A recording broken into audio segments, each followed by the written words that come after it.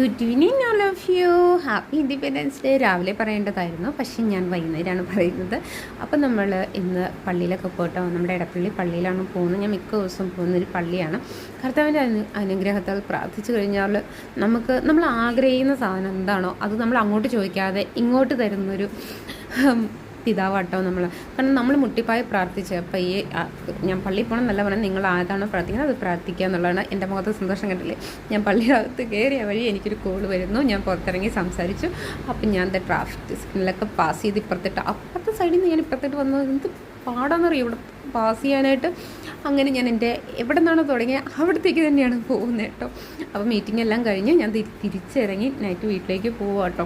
അപ്പോൾ ഞാൻ വിചാരിച്ചു എനിക്ക് കുറച്ച് സാധനം പർച്ചേസ് ചെയ്യാനുണ്ട്. അപ്പോൾ ബ്രോഡ്വേ പോയി പർച്ചേസ് ചെയ്തിട്ട് പോയി. ഈ തിരക്ക് ഇവിടെയുള്ളവർക്ക് സുപരിചിതമായിരിക്കും, പക്ഷെ നിങ്ങൾക്ക് പരിചിതം എന്താണ്ടില്ല, ഇത് എപ്പോഴും ഇവിടെയുള്ള.